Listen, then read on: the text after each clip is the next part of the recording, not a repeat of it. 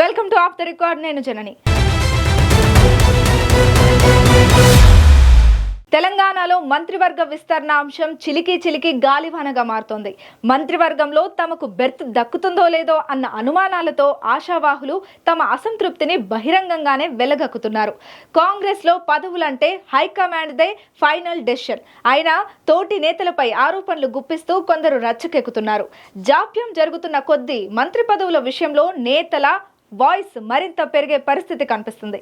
అసలు ఈ పరిస్థితికి కారణం ఏంటి?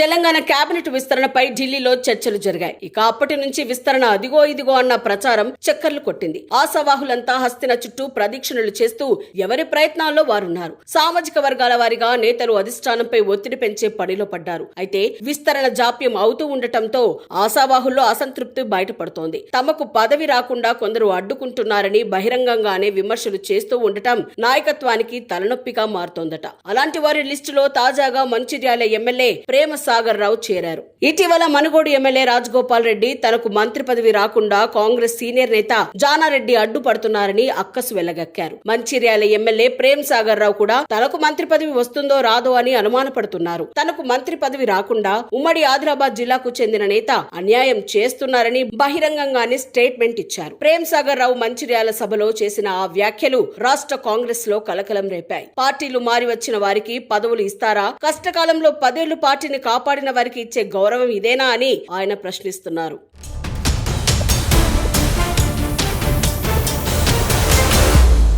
తన గొంతు కోయడం అంటే ఆదివాసీల గొంతు కోయడమేనని ప్రేమ్ సాగర్ రావు హాట్ కామెంట్స్ చేశారు. తన అభిమానులు కార్యకర్తలు పార్టీ మారి వచ్చిన వారికి మంత్రి పదవి వస్తుంది అనే వార్తలతో డిప్రెషన్ లో ఉన్నారని, పార్టీలో తమ పరిస్థితి ఏంటని తనను ప్రశ్నిస్తున్నారని ఆయన ఆవేదన వ్యక్తం చేస్తున్నారు. ఇప్పుడు ఈ కామెంట్స్ రాష్ట్ర కాంగ్రెస్ ను ఇరకాటంలో పెట్టినట్లు అయిందట. పార్టీ కోసం పనిచేసిన ప్రేమ్ సాగర్ రావు ఎన్నికల ప్రచార సమయంలో ఇంద్రవెల్లి సభ మొదలు మంచిర్యాలలో ఖర్గే సభలు విజయవంతం చేశారన్న గుడ్ విల్ పార్టీ శ్రేణుల్లో ఉంది. ఇలాంటి సందర్భంలో ప్రేమ్ సాగర్ రావుకి మంత్రి పదవి ఇవ్వకుంటే కార్యకర్తల్లో ఎలాంటి మెసేజ్ పోతుందోనని కాంగ్రెస్ అధిష్టానం ఆలోచనలో పడిందట. ప్రేమ్ సాగర్ ఎవరిని ఉద్దేశించి ఆ వ్యాఖ్యలు చేశారన్న దానిపై జిల్లా నేతల మధ్య చర్చ జరుగుతోంది. ఎస్సీ కోటాలో చెన్నూరు ఎమ్మెల్యే వివేక్ కు కేబినెట్ బెర్త్ కన్ఫర్మ్ అయిందనే ఊహాగానాల నేపథ్యంలో ప్రేమ్ సాగర్ వ్యాఖ్యలు చేయడం చర్చనీయాంశంగా మారింది. వివేక్ టార్గెట్ గానే ప్రేమ్ సాగర్ రావు వ్యాఖ్యలు చేశారనే టాక్ జిల్లాలో నడుస్తూ ఉండటం, అన్ని పార్టీలు తిరిగి వచ్చిన నేతలు మంత్రి పదవులు కోరుతున్నారని పరోక్షంగా వివేక్ ను ఉద్దేశించి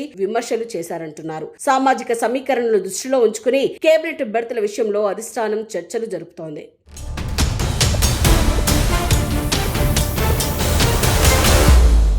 సామాజిక అంశాలను పరిగణలోకి తీసుకుని తమ సామాజిక వర్గాలకు కేబినెట్ లో అవకాశం ఇవ్వాలంటూ ఎమ్మెల్యేలు అధిష్టానానికి లేఖలు రాస్తున్నారు. మాదిగ సామాజిక వర్గానికి చెందిన ఎమ్మెల్యేలంతా సీఎం రేవంత్ రెడ్డిని కలిసి తమ జనాభాకు అనుగుణంగా పదవులు దక్కలేదని, ఈసారైన మంత్రివర్గ విస్తరణలో చోటు కల్పించాలని కోరారు. ఈ ఈక్వేషన్లను దృష్టిలో ఉంచుకుని వివేక్ కు ఈసారి కేబినెట్ బర్త్ కన్ఫర్మ్ అనే ప్రచారం జరుగుతోంది. ఈ సందర్భంలో వివేక్ టార్గెట్ గా ఎమ్మెల్యే ప్రేమ్ సాగర్ రావు కామెంట్స్ చేశారంటున్నారు. మంచిర్యాల ఎమ్మెల్యే ప్రేమ్ సాగర్ రావు చేసిన వ్యాఖ్యలపై గడ్డం వివేక్ స్పందించారు. ఏ పార్టీలు మారామని కాదు, ప్రజలకు ఏం చేశామన్నదే చూడాలని ప్రేమ్ సాగర్ రావుకు కౌంటర్ ఇచ్చారు. కాంగ్రెస్ పార్టీకి కాకా వెంకటస్వామి కుటుంబం ఎంతో చేసిందనే విషయాన్ని గుర్తు చేస్తున్నారు. గత ఎన్నికల్లో కాంగ్రెస్ అధికారంలోకి రావడంలో మా కుటుంబం కీలక పాత్ర పోషించిందని గట్టిగా చెబుతున్నారు గడ్డం బ్రదర్స్. తాను మంత్రి పదవి కోసం ఎప్పుడూ అడగలేదని, పార్టీ నిర్ణయాన్ని గౌరవిస్తానని ఎమ్మెల్యే వివేక్ వెల్లడిస్తున్నారు. ఎవరిపై విమర్శలు చేయకుండా తమ కుటుంబం చేసిన సేవలను చెబుతూ తాను రేసులోనే ఉన్నానన్న విషయాన్ని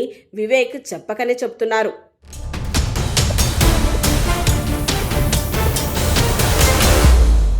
మొత్తానికి కాంగ్రెస్ పార్టీలో కేబినెట్ విస్తరణలో జరుగుతున్న జాప్యం నేతల మధ్య మాటల యుద్ధానికి దారితీసినట్లు కనిపిస్తోంది. ఎమ్మెల్యే బాహాటంగా ప్రభుత్వ పెద్దల సమక్షంలోనే విమర్శించే స్థాయికి రావడంతో నేతల మధ్య గ్యాప్ ఎటు నుంచి ఎటు దారితీస్తుందా అని క్యాడర్ ఆందోళన వ్యక్తం చేస్తోంది. మరి ఉమ్మడి ఆదిలాబాద్ జిల్లాలో మంత్రి పదవి ఎవరిని వరిస్తుందో, దాని పర్యవసనాలు ఎలా ఉంటాయో చూడాలి.